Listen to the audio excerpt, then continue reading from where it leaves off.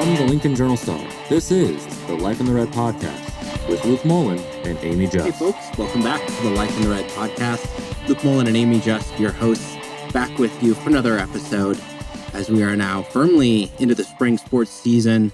Husker football ongoing with its spring camp. But we're here to talk today about one of the biggest stories of the year in Husker athletics, the crown. Okay. We love the crown, don't we, on this podcast?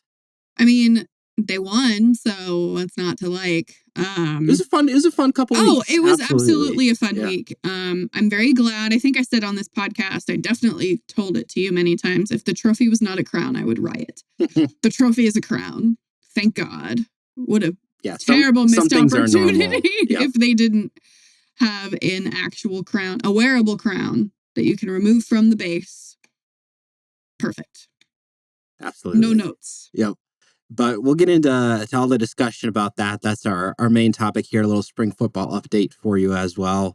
Some transfer portal news as well to bring on the hoop side of things. But quickly, your update around Husker sports, Husker baseball. I know it's been a couple weeks since we last checked in here, but really a highlight of the season for that team. Oregon State comes to town. Nebraska's struggling a little bit, and they take 2 of 3, take down a top 5 opponent, win that series, and things are maybe looking up in Big Ten play. Like the bats, man, they're swinging so well right now, but the pitching continues to be a struggle. We saw them win a midweek game. I think it was 9 different pitchers they used in that 9 or 10. Yeah. It was a lot. I mean, that's incredible. Granted, it wasn't your traditional midweek game against some random team from somewhere. It was a ranked team that happens to be my alma mater. So yeah, how about that? Kansas producing a ranked baseball team. They've been fun this year. Leave me alone. I mean, the highlight of their season, not to go on about Kansas baseball, because no one on this podcast This is a Kansas baseball podcast gives now. a damn about that. They had 5 back-to-back home runs against Minnesota earlier this season, which tied an NCAA record. So I'll remember that forever. Yeah, you know what? That is a fun fact. We'll allow a little Kansas discussion, but 15 and 18, 15 and 18 is the record right now for Nebraska baseball. They are on the road at Iowa this weekend. Huge series for them. Still a lot of baseball left to play, but need to get positive in the win column for them right now. Versus Husker softball team, still looking good for all the NCAA tournament expectations they have on themselves. They're ranked 21st in the nation. They've pretty much been 20-21 these last 3 or 4 weeks. They've been hanging around right there, but won 3 of their first 4 Big Ten series. They've also been swinging the bat really well. We both watched them take down Creighton on Wednesday. Jordy Ball pitched in that one. She's had a phenomenal run of games as well. But still a little bit of question marks. You know, where's the pitching outside of Jordy? Are they going to be as consistent as they can be? But it's clear from the softball team that they got the hitting power to go up against anybody. Oh, yeah. What was it? 3 home runs last night, including 2 back-to-back solo shots. Not worried about their offense. That's for sure. Yep. Single season home run record. That's with in the books. 11 games in the regular season ago. That's wild. Well, I think it was crazy just watching it over the season because they went to a tournament down in New Mexico. I think it was, 6 games or whatever. I mean, they hit like 20 home runs that weekend. And it was like, well, okay. Yeah, it's one weekend, right? It's an aberration. And then they keep going every week, 5 home runs here, 6, 7, 8. I mean, they really stack up. They're second in the nation, by the way. So some serious power on this team. They will be at Northwestern this weekend. They're among there in the Big Ten leaders. So big series for the Husker softball team this weekend. Let's get into what everybody's here for, talking about the crown. There's a lot to separate here kind of between the regular season and the postseason. And the way that we kind of view this Nebraska basketball season. But I think let's just start with the 2 veterans, Juwan Gary, Bryce Williams, who came back for the season, obviously pushed this team, led it so far for them to end their careers with a postseason trophy. How special was that for those guys? Incredibly special. Both of them got a tournament MVP this season. Bryce was the tournament MVP in Hawaii. Juwan was the tournament MVP in Las Vegas. And I selfishly, and Nebraska fans, I think, will agree with me, they didn't want their lasting memory, their final memory of Juwan Gary to be like bawling as he walked off the floor after fouling out against Iowa. Like that was painful. So for him to end his career at Nebraska holding his golden basketball and wearing the crown and being able to hug Bryce, a really long post-game hug for the two of them. I mean, just what a testament to, how much they believed in this program. And you saw it with football, right? Too. Like, they didn't have to do this, right? Ty, Nash, those guys did not have to play in the bowl game, but they got their team to that point. And I think the same can be said for Juwan and Bryce, who I think will both have very promising professional careers. But I think this tournament helped them even more because not just of what they were able to do statistics wise, but just showing that dog mentality for both of them, that they truly care about the places that they've been and the place that they currently are at. I think that's an intangible. Yeah, well, that was one of the draws of the crown too, right? That is in Vegas. They're like, yeah, there's going to be NBA scouts here. People will be watching. So yeah, definitely that is another positive you can take away from that. And again, from that on-court standpoint, how about Cale Jacobson? Yeah. Am I allowed to say that? I don't care. I said it. We'll allow it. Limited minutes this year, came in when Nebraska would need him, right? Here and there, finally gets a big role in this tournament. And man, is every bit that all-around guard that Nebraska needed in that moment. He played so well. And he was going to get minutes just based off of the injury situation with Raleigh Wooster not being able to play. But man, he did everything that was asked of him. Cale did. What a tremendous tournament. His first career starts and knocking down shots. And I think he had like 7 steals in the entire tournament and like double-digit rebounds over those. Okay. All right. Ashland, stand up, man. Yeah. And what is exciting for me is, so I asked Fred about this. I was like, what did that week do for Cale moving forward? Because Cale announced that he was coming back, which he could have left if he wanted to go play.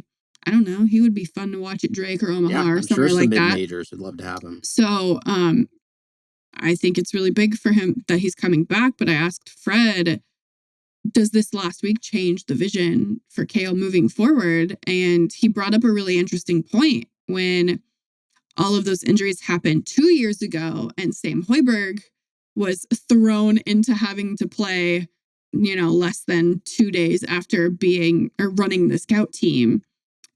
And guess what? He has not left the lineup since. So, I'm curious if that's going to be the same. I think Fred said that Cale has earned his place in the rotation. At what position that is, I don't think we know because depending on their lineup, he can play 1 through 5. So I'm happy for Cale. He deserves it. And maybe we will see more of him in a Husker uniform next season. Yeah, I think in this era of college sports, with so much, roster turnover, the way the NIL obviously drives things. I think, a player with his story of, walking on, putting in the work and practice, of course, just to get to that point, to prove yourself out there on the court. And it was the same thing when he was coming out of high school. He had some scholarship offers elsewhere. No, he wanted to come to Nebraska. He wanted to be a part of that program. So I think just to see the way that he's developed over these couple seasons, people were like, yeah, he can come in, give you a couple of minutes, but it's like, 20, 25 minutes. You have to be a really good player. 30 plus in that second game of the tournament. Really good to not get exposed if you're really not at that level. And he clearly is at that level. Yeah, technically sound. And that's why they've put him in spots all season long, is because you don't have to worry about him making egregious mistakes. Definitely. So, that's one of the big positives, the takeaways that you can have there. But as we go big picture, yes, Nebraska, they won this crown tournament, but 2024-25 season, was it a success? I think there's no right or wrong answer to this question. And I don't mean that as a cop-out. I think that there were incredible parts of this season. The Hawaii tournament victory, the win over Creighton, they beat 4 or 5 ranked teams this season. And then you have that losing stretch. And then they rebounded, and then they lost out, and then they win the crown. So there were many moments of disappointment that Nebraska has to fix. And, we'll get into that with the transfer portal stuff. But there were moments to be proud of too. Like that Creighton game was insane. It's hard to believe that was actually this season. So much has happened since that crazy weekend in athletics. And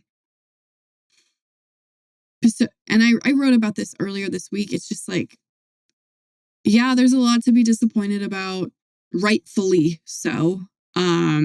When any one of those games down the stretch and you're in the Big Ten tournament and, whatever happens from there. But it didn't happen.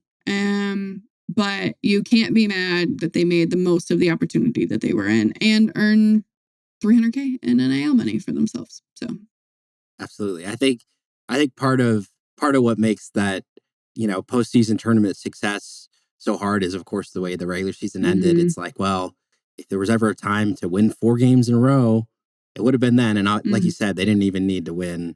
Just a couple would have ultimately gotten them over the line. We talked about this when the season had just ended. The tournament had been selected, like it was a week bubble. Like the Big Ten got so many teams in. Like it was a great year for everything that Nebraska had. And they fell just short there.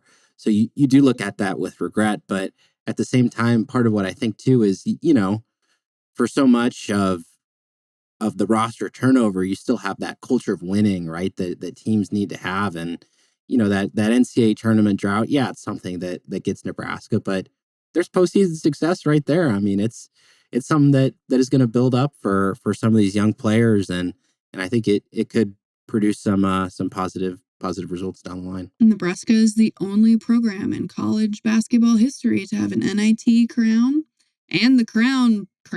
That's a lot of a lot of crowns. Yep. Only one. Yep. But no NCAA tournament wins, which is what they need to move toward. And I think based off of this portal class, they're trying. Yep. So it's obviously a big year in front of Fred Hoiberg. We talked about that a little bit, and the transfer portal, that's how he builds his teams, and that's the era we live in. So players leaving, players coming. Still more potentially. How many couple roster spots? Still a lot. Yeah, still a few roster spots. Yeah, so they lose a lot. I think it's 6 scholarship players, 7 players in general. So you knew that this was going to be a very active portal cycle. They have 1 true freshman coming in.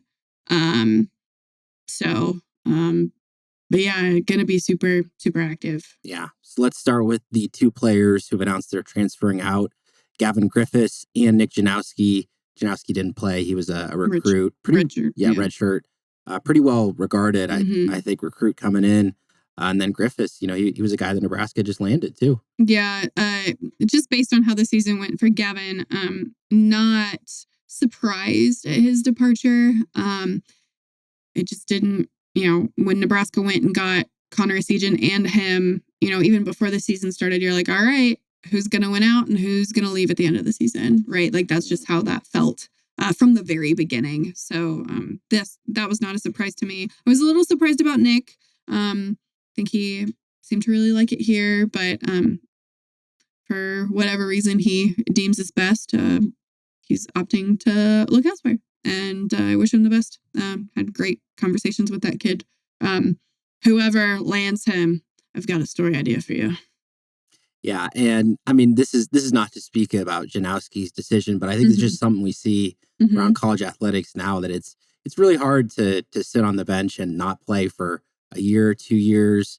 You think, hey, just got to go somewhere, get some time, get developed. So I think certainly that's rational. A lot of these players in the portal have been going through, and there's thousands of guys in the portal. So it is really that case around the country. But in terms of the players coming in, there's some familiar names in there. Very familiar Yes, names. some extremely familiar names. And we'll start right there with a guy that Husker fans know. You don't need to Photoshop him in a Nebraska jersey. You do not? No, there are already pictures. That already exists out there. Jamarcus Lawrence coming back after a year at Rhode Island. And I mean, it was maybe a little surprising when he transferred away in the first place because he seems like a great fit for this Fred Hoiberg offense. Yeah, and it's not super surprising that he's back. They were disappointed to lose him the first time, but he did what was best, at least what he felt was best for him at the time. And I think this year at Rhode Island, yes, Rhode Island definitely underperformed as a team, but Jamarcus had a good season. So, and Nebraska needs a point guard desperately. So, Jamarcus Lawrence running it back. I'm excited to see how he's grown, just like as a person and as a leader in his year away from the program. Yeah, experienced guard too. And I think we've seen that other places too, where it's like in this transfer portal era, like if you leave nicely, you're not burning any bridges, great relationships. It's like, well, if the need's there, there's a lot of places players are transferring back to places they left. And it's not as crazy, as unheard of as you might have thought of a little while ago. So yeah, Lawrence coming back, potential point guard addition there. You look at who they're going to get the scoring from. That was a big question. Guard Kendall Blue coming in from St. Thomas. Love that pickup. Yeah. Love that pickup. I think he's really going to fit in with what Fred wants to do. I love his game. He's so fun to watch. And I think he's going to be a great addition for them. Yeah, I think probably should fit some of the tenacity that this team has established. And then another guy who can potentially bring the scoring, Price Sanford coming over from Iowa. I also love that addition. I floated it to one Wilson Moore as soon as he hit the portal. I was like, Price? He fits exactly what Fred would want. And he was one of the top 100 portal guys. Yeah, I think Iowa fans are probably not very happy at him. But also, like, that entire team has been picked apart by the portal. You have to do what's best for you. And you see it at a lot of programs that lose their coach for whatever reason. If they get a bigger job or if they get fired for underperforming or if they retire, right? Like, this happens. And Nebraska ends up being the beneficiary here. And I think Price is really going to fit in with what Fred wants to do. Yep. Another forward, Will Cooper, in-state player, formerly of Millard South, and then he went to the Air Force. He also joins, and I honestly, I've not broken down his Air Force film. I have not either. Yeah, but I did see him play in high school, was a really good, tough forward, crashed the boards, stretch a little bit, add a little bit of shooting as well. And he to me seems like maybe a little bit more of a developmental, like, obviously all these guys are going to come in and compete, right? But some of the guys that have maybe proved it a little bit more come in with more immediate expectations, I would think. Yeah, and I like the pickup for this reason. You lose a lot of fan favorites, and there isn't a ton of homegrown flair right now on the roster. And Nebraska fans care about homegrown kids. So I think that's going to fit a couple different pieces for that, especially culture-wise. Yeah, definitely needed to add some forwards, needed a big man too. Nebraska got him out of Central Michigan. They call him Oogie. Oogie. And we'll leave it at that because if you've seen the way his name is spelled, we could really butcher it on this podcast. Yeah, I can't wait until we talk to him, and I'm going to be like, all right, help me. Yes, please educate us. As listeners of this podcast know, I am a stickler for how we pronounce names and getting them right.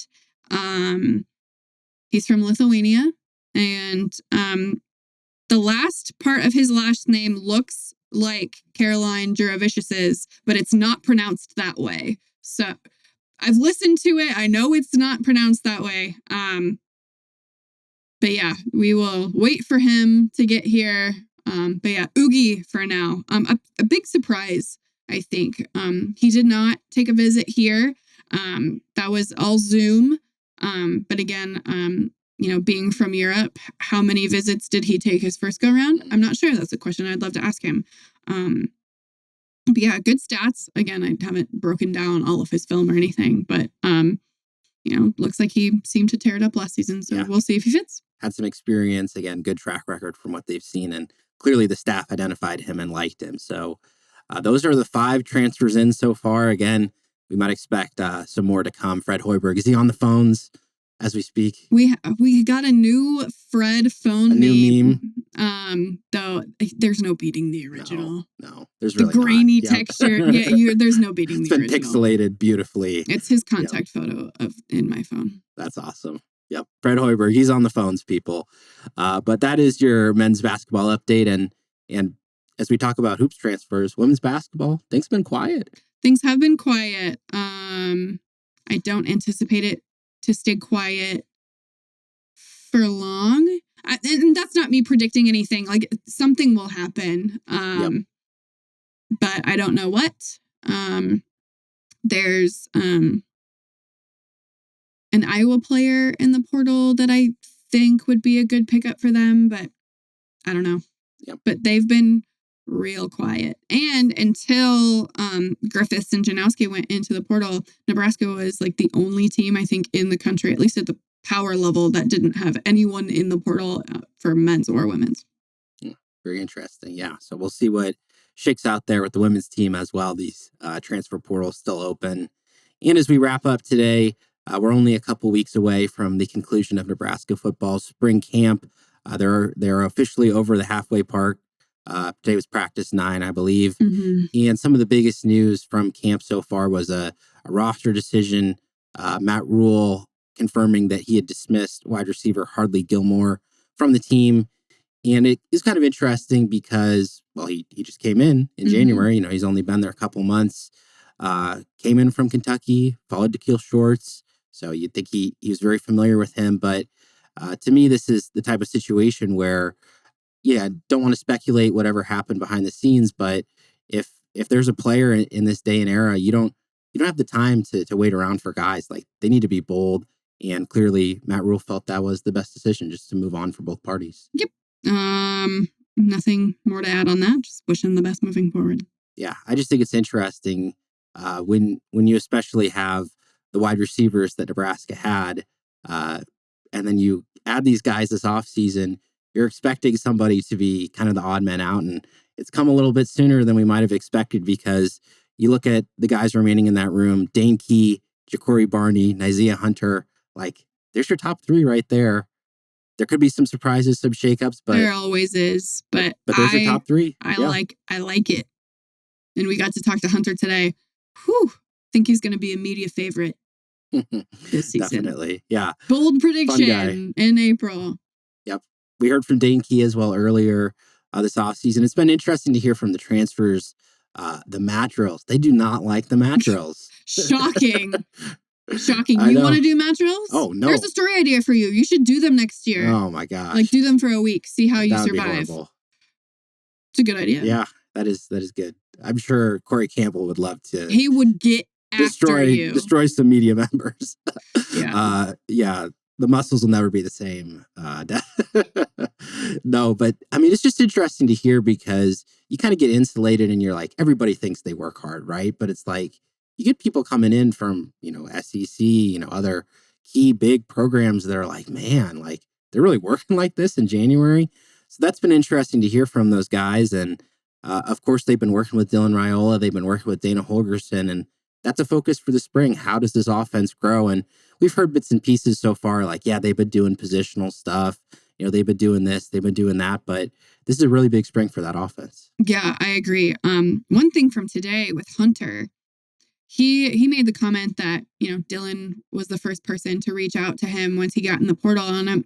And I asked as a follow-up, I'm like the first person from Nebraska or the first person period? He goes, the first person period. And I'm like, whoa. So when Dylan Raiola's playing career is over, recruiting coordinator, Dylan Raiola. I'm definitely predicting it now. Yeah. I mean, Dane Key had said something similar about Raiola reaching out to. And I mean, that means a lot, those relationships that those guys have. And as we talk about quarterbacks too, backup quarterback is a big conversation this spring. And right now it's looking like the old guy in the room, Jalen Gramstad, could be the backup for Nebraska. Gramstad, granddad. I mean, it's just perfect. It is perfect. but he's earned it, right? You know, he's played a lot of football, and he came back for a reason, right? You know, he could have done whatever he really wanted to, but back using that last year for him. But yeah, there's no one better on the roster as of right now to have that number 2 spot, in my opinion. Yeah, it's just interesting. And we, again, with the new format of the spring game, we're not going to see these quarterbacks throw as much, but whatever we do see, out of that 7-on-7 action, like Marcus Davia, he's the guy that they brought in from Purdue, redshirt freshman. It's not like he's played and like not trying to put expectations on this guy, but he's untested. TJ Latif's untested. Like Gramstad's all you've got of a backup who's got experience. So I think it's really crucial that he came back. He was able to use that waiver because Nebraska could have been in a tough spot if they were without him. And then on the defense, it's been a little bit interesting, the transition from Tony White to John Butler. And again, we really won't know until they line up in week 1 of the fall exactly what that looks at. But Butler, from what he's been saying, like they've been trying to do some more looks, be a little bit more versatile. And we saw some of that last fall too, but it just seems like a continuation of that multiplicity that they want to see out of the defense. Yeah, it wouldn't surprise me if there's a lot of fluidity. And we've seen that, right? With different guys kind of move in different positions, being kind of positionless. I think we'll see more of that moving forward. Yeah. Only a couple more weeks to go until the Husker games there, replacing that final spring scrimmage for Nebraska football. But that's what we're hearing so far these first couple weeks of spring camp. And again, all the other coverage and action from the transfer portal, from Nebraska's spring camp, we will have it all for you online at journalstar.com. That'll do it for today's episode of the Life in the Red podcast. Thanks all of you for watching and listening, and we'll see you again next time. Thank you for listening to this week's Life in the Red podcast. Our theme music is composed by Sasha Indy. The stories continue on journalstar.com.